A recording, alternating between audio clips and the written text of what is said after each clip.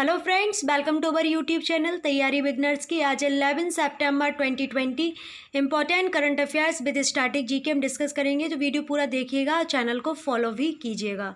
First question है, हमले से शिक्षा की रक्षा के लिए अंतर्राष्ट्रीय दिवस कब मनाया गया है? तो ये 9 सितंबर को मनाया गया है।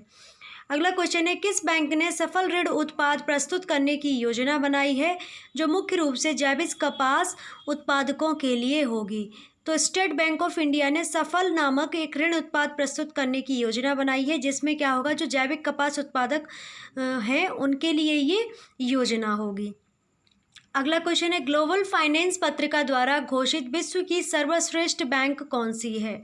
तो विश्व की सर्वश्रेष्ठ बैंक डीबीएस बैंक है, जो कि सिंगापुर में अवस्थित है। सिंगापुर की कैपिटल हो जाती है सिंगापुर सिटी, डॉलर यहाँ पर करेंसी हो जाती है। सिम्बैक्स नामक जो सैन्य अभ्यास है भारत और सिंगापुर के मध्य में आयोजित किया जाता है। अगला क्वेश्चन है, भारतीय रेलवे की वह योजना कौन सी है जो वैकल्पिक रेलगाड़ियों द्वारा वेटिंग लिस्ट पर रहे यात्रियों को उनके गंतव्य तक पहुंचाने के लिए 12 सितंबर को लागू की जाएगी? तो वो है क्लोन ट्रेन योजना। अगला क्वेश्चन है, सर्वाधिक साक्षर राज्य कौन सा है? तो ये तो सभी को पता ही होगा, केरल है, जिसकी साक्षरता 96.2% है। अगला क्वेश्चन है, केंद्रीय कृषि मंत्री नरेंद्र सिंह तोमर ने 8 सितंबर को कितने राज्यों में 22 बांस समूह क्लस्टर का उद्घाटन किया है? तो 9 राज्यों में ये क्लस्टर समूह का उद्घाटन किया गया है। तो वो राज्य कौन कौन से हैं? तो वो हैं गुजरात, मध्य प्रदेश, महाराष्ट्र, उड़ीसा, असम, नागालैंड, त्रिपुरा, उत्तराखंड और कर्नाटक। अगला क्वेश्चन है, 82 किलोमीटर की दूरी के Delhi Meerut regional rapid transit system गलियारे के निर्माण के लिए भारत सरकार ने किस अंतर्राष्ट्रीय वित्तीय संस्था के साथ $500 मिलियन लगभग 3,687 करोड़ रुपए ऋण समझौते पर हस्ताक्षर किए हैं? तो एशियाई विकास बैंक के साथ ये समझौता किया गया है भारत सरकार के द्वारा। किस उद्देश्य से?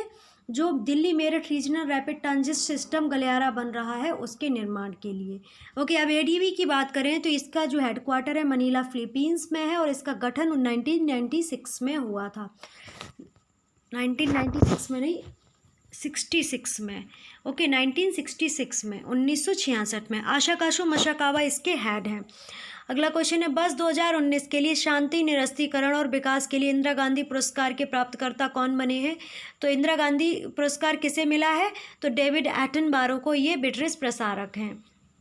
अगला क्वेश्चन है, भारतीय लेखा संघ जो नई दिल्ली चार्टर द्वारा दिए गए जीवन गौरव पुरस्कार के विजेता कौन बने हैं? तो वो बने हैं आदित्य प्रसाद पाधी जी। अगला क्वेश्चन है, न्यायाधीश अरुण मिश्रा की सेवानिवृत्ति के बाद supreme court legal services committee के नए अध्यक्ष कौन बने हैं? तो वो बने हैं न्यायाधीश रोहिंगटन फली नरीमन जी।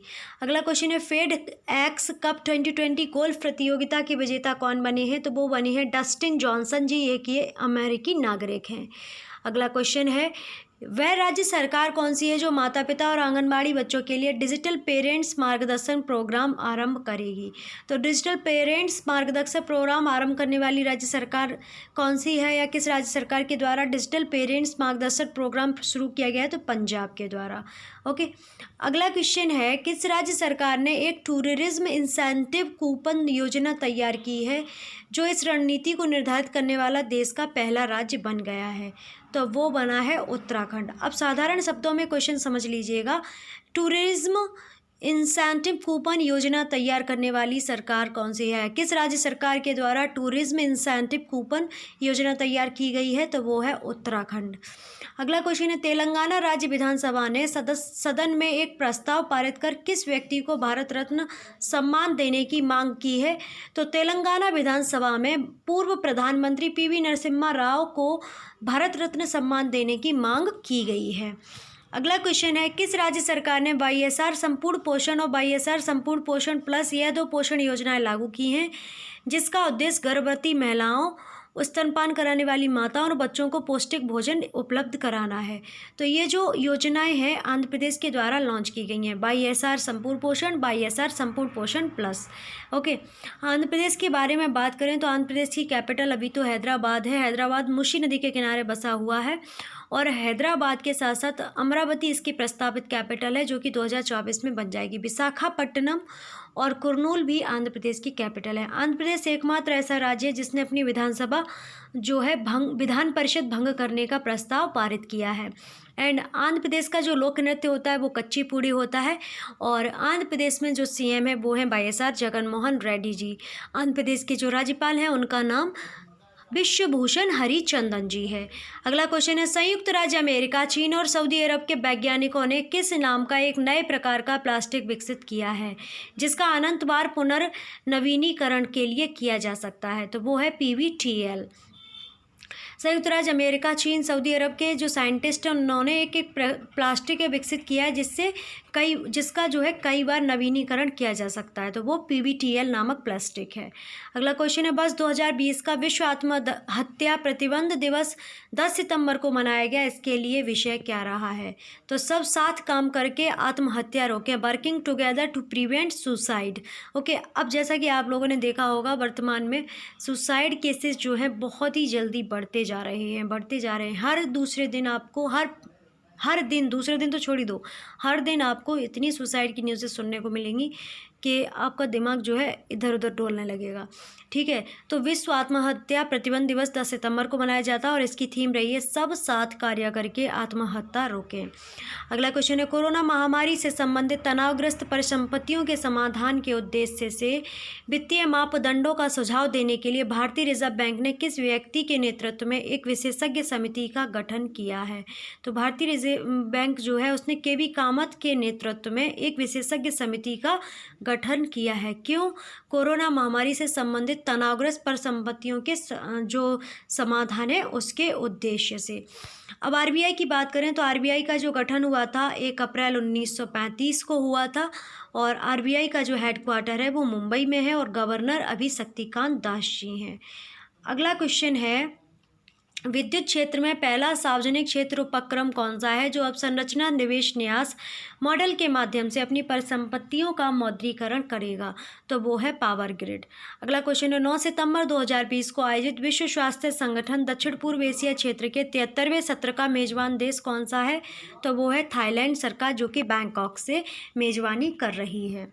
अगला क्वेश्चन है, अंतर्राष्ट्रीय सौर संगठन में नई एवं नवीनीकरणीय ऊर्जा मंत्रालय तथा किस वित्तीय संस्थान के साथ one solar one world and one grid पहल के कार्यान्वयन के लिए एक योजना तैयार करने के लिए एक समझौता ज्ञापन पर हस्ताक्षर किए गए हैं? तो ये जो हस्ताक्षर किए गए हैं विश्व बैंक के द्वारा किए गए हैं। विश्व बैंक की बात करें तो इसके जो हेड हैं वो डेविड मालपास जी हैं, मतलब कि प्रेसिडेंट कौन है विश्व बैंक के? डेविड मालपास जी। अगला क्वेश्चन है, अंतर्राष्ट्रीय सौर संगठन ने ISA के 47 सदस्य देशों और सौर ऊर्जा परियोजना को लागू करने के लिए किस भारतीय सार्वजनिक क्षेत्र उपक्रम के साथ एक समझौता ज्ञापन पर हस्ताक्षर किए हैं? तो हस्ताक्षर किए गए हैं NTPC लिमिटेड के द्वारा। अगला क्वेश्चन है, पेट्रोलियम एवं प्राकृतिक वायु मंत्रालय के अंतर्गत सार्वजनिक क्षेत्र की वह 5 इकाइयाँ कौन सी हैं जो कॉरपोरेट साझेदारी के रूप में सतत जलवायु कार्यवाही के लिए अंतर्राष्ट्रीय सौर संगठन में शामिल होंगी? तो वे 5 इकाइयाँ हैं, oil and natural gas corporation limited ONGC, Indian oil corporation IOCL, Bharat petroleum corporation limited BPCL, Hindustan petroleum corporation limited HPCL और गेल इंडिया लिमिटेड। ये पाँचों जो हैं अंतर्राष्ट्रीय सौर संगठन में शामिल होंगी। अगला क्वेश्चन है, यूनिसेफ संस्था द्वारा जारी किए गए मृत्युदर अनुमानों के अनुसार भारत में वर्ष 2019 में 5 वर्ष से नीचे कम के बच्चे जो है उनकी मृत्यु दर कितनी रही है या उनके आंकड़े क्या रहे? तो उनमें क्या रहा है, 34 बच्चे जो हैं मरे हैं 5 वर्ष से नीचे में। तो बस 2019 में जो मृत्यु हुआ करती थी 126 हुआ करती थी। 1990 में जो मृत्यु दर थी वो 126 थी और अब जो है प्रति 1000 जीवित बच्चों में 34 बच्चे जो हैं मृत हुए हैं। अगला क्वेश्चन है, सबसे कम साक्षर या सबसे निरक्षर राज्य कौन सा रहा है? तो वो रहा है आंध्र प्रदेश। आंध्र प्रदेश की साक्षरता दर जो है सबसे कम रही है और सबसे अच्छी साक्षरता किसकी है? केरल की 96.3%। ओके, और आंध्र प्रदेश की जो साक्षरता रही है वो रही है 66.4%। पर आंध्र प्रदेश टॉप में किस में रहा है? अभी हाल ही में ईज़ ऑफ डूइंग बिजनेस में टॉप रैंकर जो रहा है आंध्र प्रदेश रहा है, 2nd नंबर पर उत्तर प्रदेश रहा है, 3rd प्लेस पर जो रहा है तेलंगाना रहा है। अगला क्वेश्चन है वित्त वर्ष 2020-21 से वित्त वर्ष 2024-25 तक 5 साल की अवधि के दौरान अनुमानित रूप से 20,000 करोड़ रुपए के निवेश के साथ मत्स्य क्षेत्र पर केंद्रित भारत सरकार की नई योजना कौन सी है?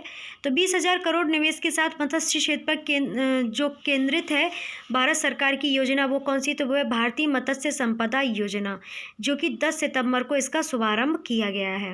अगला क्वेश्चन है वह ऐप कौन सा है जो मत्स्य क्षेत्र में किसानों के प्रत्यक्ष उपयोग के लिए एक समग्र नस्ल सुधार बाजार और सूचना पोर्टल है? तो वो है ई गोपाला ऐप। तो ई गोपाला ऐप किस क्षेत्र से संबंधित है? तो ये मत्स्य क्षेत्र से संबंधित है। अगला क्वेश्चन है देश की दूसरी व दक्षिण भारत की पहली किसान रेल कौन सी है? तो वो है अनंतपुर आंध्र प्रदेश से आदर्श नगर दिल्ली तक। अगला क्वेश्चन है ईज बैंकिंग सुधार सूचकांक ईज 2.0 सूचकांक में शीर्ष प्रदर्शन करने वाले बैंक श्रेणी में शीर्ष 3 बैंक कौन कौन से? तो वो है बैंक ऑफ बड़ौदा, भारतीय state bank and oriental bank of commerce. Okay, bank of Baroda जो है टॉप पर रहा है, सेकेंड प्लेस पर भारतीय स्टेट बैंक रहा है, ओरिएंटल बैंक ऑफ कॉमर्स जो है थर्ड प्लेस पर रहा है। ईज बैंकिंग सुधार सूचकांक 2.0 सूचकांक में शीर्ष उन्नति करने वाला बैंक श्रेणी में शीर्ष 3 बैंक कौन कौन से रहे हैं? Bank of Maharashtra, central bank of India, corporation bank. EASE banking सुधार सूचकांक या ईज 2.0 सूचकांक पर चयनित विषयों में उत्कृष्ट प्रदर्शन करने की श्रेणी में बैंक कौन कौन से रहे? तो वो रहे Punjab national bank, union bank of India और कैनरा बैंक। अगला क्वेश्चन है किस मंत्रालय द्वारा शिक्षक पर्व के अंतर्गत 10 और 11 सितंबर 2020 को ऑनलाइन माध्यम से 11वीं सदी में पाठशाला शिक्षा विषयक सम्मेलन आयोजित किया जाएगा? तो शिक्षा मंत्रालय के द्वारा ई पाठशाला शिक्षा विषयक जो है सम्मेलन आयोजित किया जाएगा। अब शिक्षा मंत्रालय की बात करें तो इसका पूर्व नाम क्या हुआ करता था? MHRD मिनिस्ट्री, मानव संसाधन विकास मंत्रालय। अब इसका नाम नई शिक्षा नीति के अकॉर्डिंग क्या कर दिया गया? शिक्षा मंत्रालय। तो शिक्षा मंत्री कौन है? रमेश पोखरियाल निशंक जी। और इनका निर्वाचन क्षेत्र क्या है? हरिद्वार, उत्तराखंड। अगला क्वेश्चन है शिक्षक पर्व का आयोजन कब से कब तक मनाया जा रहा है?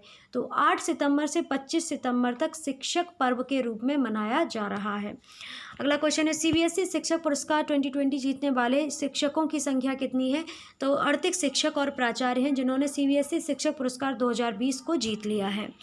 अगला क्वेश्चन है भारत सरकार ने operation green top to total योजना के तहत किस केंद्र शासित के फलों और सब्जियों को खरीदा है? तो वो जम्मू कश्मीर के फलों और सब्जियों को खरीदा है operation green top to total योजना के तहत। अगला क्वेश्चन है 9 सितंबर को आवास एवं शहरी मंत्रालय के द्वारा ODF++ तथा 3 स्टार GFC प्रमाणित केंद्र शासित प्रदेश को घोषित किया गया है। किस केंद्र शासित प्रदेश को ODF++ 3 स्टार GFC घोषित किया गया है? तो चंडीगढ़ को घोषित किया गया है। ओके, अगला जो सामान्य ज्ञान के क्वेश्चन से ध्यान से सुनिए, काफ़ी यूजफुल रहेंगे। नया विकास बैंक क्या न्यू डेवलपमेंट बैंक की स्थापना कब की गई थी? 15 जुलाई 2014 को। मुख्यालय संघाई चीन में है। आर्थिक सहयोग एवं विकास संगठन की स्थापना कब की गई? 16 अप्रैल 1948 को। मुख्यालय पेरिस, फ्रांस में है और इसके सदस्य देश 37 हैं। अंतर्राष्ट्रीय विकास के लिए ओपेक निधि की जो स्थापना की गई वो कब की गई थी? तो ओपेक फंड की स्थापना 1976 में की गई थी। मुख्यालय वियना, ऑस्ट्रिया में है। अगला क्वेश्चन है पेट्रोलियम निर्यातक राष्ट्र संगठन की स्थापना कब की गई? 14 सितंबर 1960 को। मुख्यालय वियना, ऑस्ट्रिया में और इसके सदस्य देश 13 हैं। विश्व सीमा शुल्क संगठन की स्थापना कब की गई? 26 जनवरी 1952 को। मुख्यालय ब्रुसेल्स, बेल्जियम में है। विश्व व्यापार संगठन की स्थापना कब की गई? 1 जनवरी 1995 को। मुख्यालय जिनेवा, स्विट्जरलैंड में है और इसके सदस्य देश 164 हैं। एशियाई विकास बैंक की स्थापना कब की गई? 19 दिसंबर 1966 को। मुख्यालय मांडोलिंग, फिलीपींस में है। अगला क्वेश्चन है एशियाई बुनियादी ढांचा निवेश बैंक की स्थापना कब की गई? तो 16 जनवरी 2016 को की गई। मुख्यालय बीजिंग, चाइना में है। काले धन संबंधी वित्तीय कार्यबल की FATF की स्थापना कब की गई? 1989 में। मुख्यालय पेरिस, फ्रांस में है। अंतर्राष्ट्रीय वजन एवं माप संस्था की स्थापना कब की गई? 20 मई 1875 को। स्थान अगर पूछ लिया जाए तो सेंट क्लाउड, फ्रांस जो है इसका स्थान है। अंतर्राष्ट्रीय मुद्रा कोष की स्थापना कब की गई? तो 27 दिसंबर 1945 को IMF की स्थापना की गई और मुख्यालय वाशिंगटन DC, अमेरिका में है। क्रिस्टिना लेगार्ड इसके हेड हैं। ओके, तो ये था हमारा आज का करंट अफेयर्स का बहुत ही महत्वपूर्ण वीडियो। आशा करते हैं आपको अच्छा लगा होगा। अच्छा भी लगा है तो लाइक कर दीजिएगा, सब्सक्राइब कर लीजिएगा चैनल को और शेयर भी कीजिएगा वीडियो को। टेलीग्राम ग्रुप को ज्वाइन कर लीजिएगा, जिससे आपको क्लास की पीडीएफ प्रॉपर तरीके से प्राप्त होती रहे और आप अपने नोट्स या रिवीजन के तौर पर पीडीएफ रख सकें। एंड खबरी प्लेटफॉर्म को ज्वाइन कर लीजिएगा, जिससे आपको ऑडियो सुनने को मिलता रहे और आपका रिवीजन प्रॉपर तरीके से होता रहे। Facebook, Instagram, Twitter and share chat पर भी फॉलो कर सकते हैं। उनका लिंक भी वीडियो की डिस्क्रिप्शन में मिल जाएगा, वहाँ से आप फॉलो कर सकते हैं।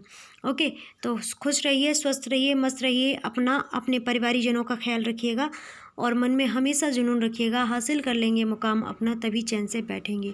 तो आप सभी का बहुत बहुत धन्यवाद वीडियो वॉच करने के लिए।